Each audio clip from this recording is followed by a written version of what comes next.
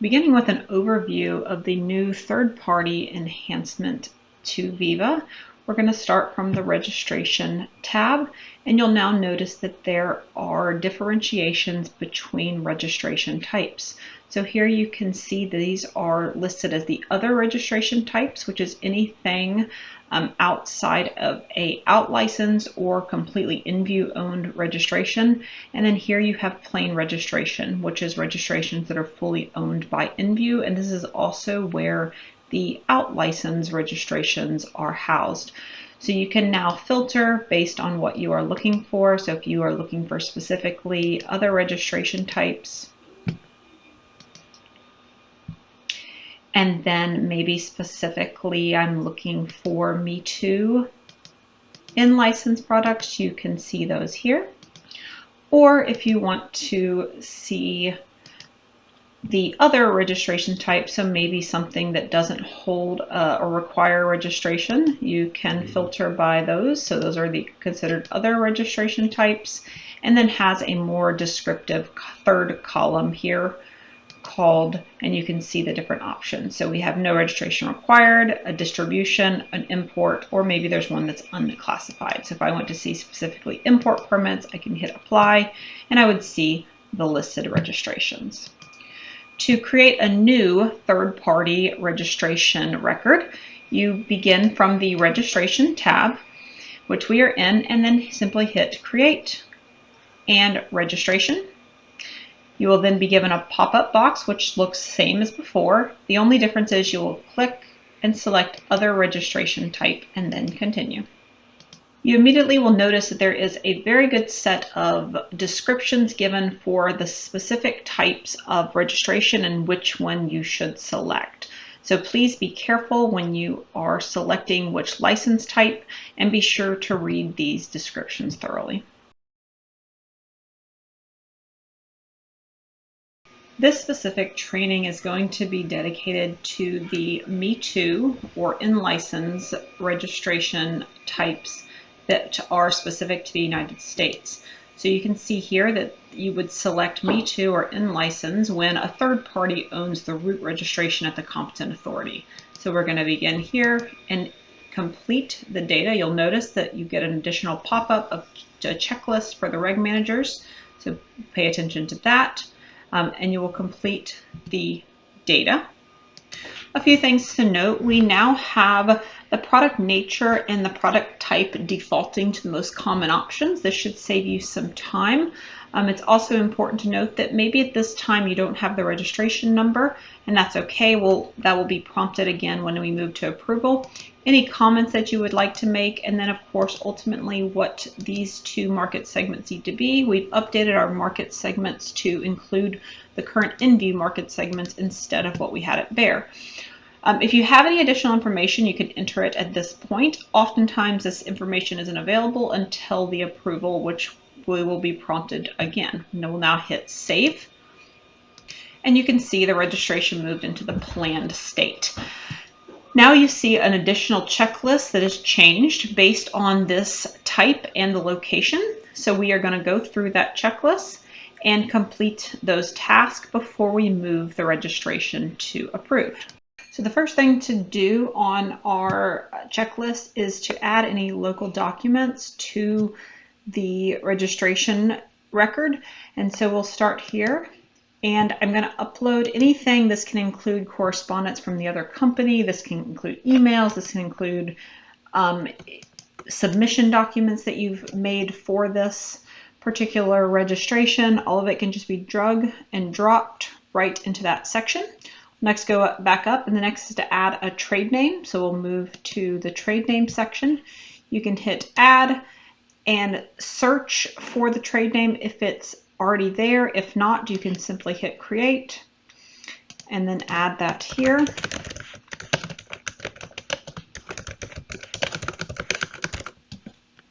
Hit save.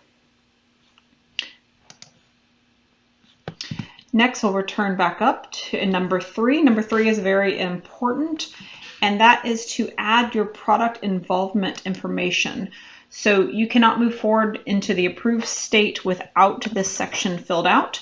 And so what this section is meant to do is to document how the other companies are involved with this product. And so we have a help section here, and you can see which option to select.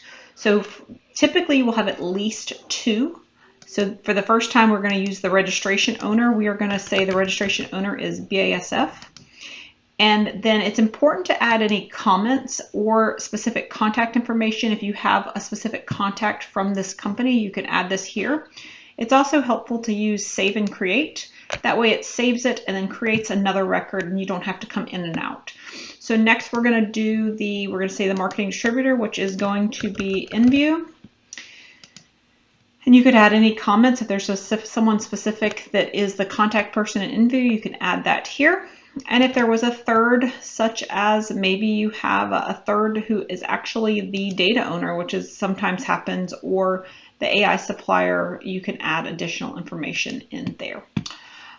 Next, we'll go back up to the top, and we want to add our labels for the US. So we are only adding a stamped approved label because this is a third-party product. We won't more than likely will not have the Word document. So here you add the stamped approved label, and the document type that you use is this labeling US in license SAL. So it's a very specific type.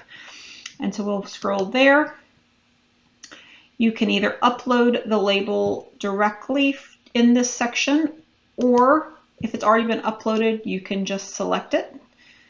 So I'm going to see, you can see here, the only things that are going to show up are the labeling US in license, and also when you go to create, you're only going to have the option to pick one of the 2, so rest of the world or US, and so in this case it would be US. And I will go back and add that label.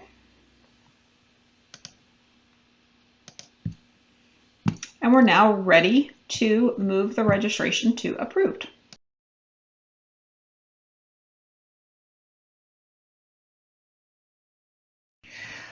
Once all the checklist has been completed in the planned state, you can move the registration to the approved state by clicking on the chevron and changing the state to approved.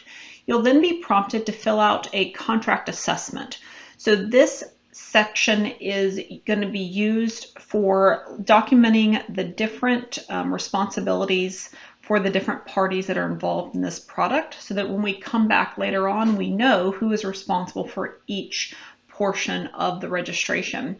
And to be very clear, all of the answers to these questions should come from companies that you entered in the product involvement section. So in this example, who creates and submits the 8570 form for the US? We'll go specifically with BASF. Who's creating that master Word file? So this is who basically has control of the Word file document that's being sent to EPA, also BASF. Who's creating that PRL? So who's taking the print restrictions on and off? Who's updating the trade name? This can depend sometimes. I'm going to go with InView here. Who's creating that state registered label? Are we creating it at InView, maybe through a third party, but still we're responsible, or is BASF creating it? Who will be submitting the label to the states? Is that going to be the responsibility of InView or BASF? Who is creating the InView branded safety data sheet? So we will not be able to create the safety data sheet because we don't have the data, but who is actually going to replace the logo from BASF to InView?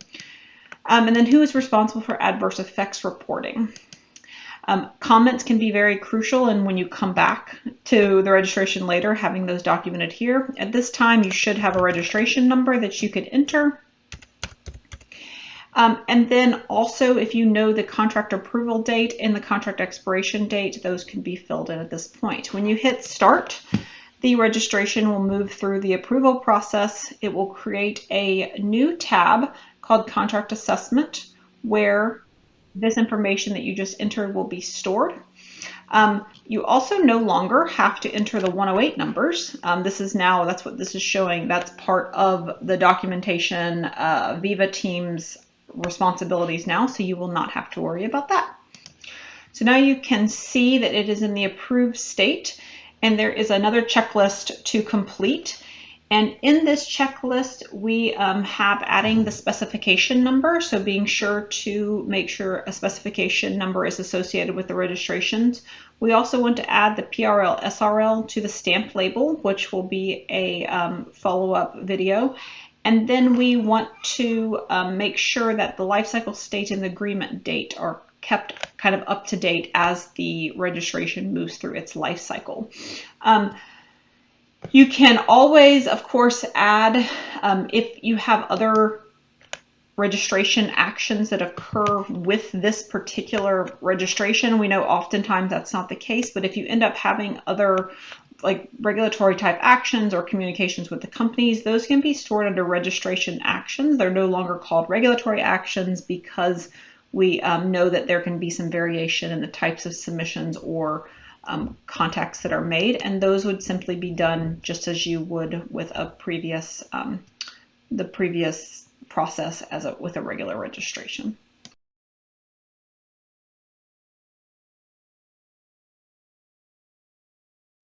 The next step is to add a print restricted label to the stamped label, as you can see in step 2.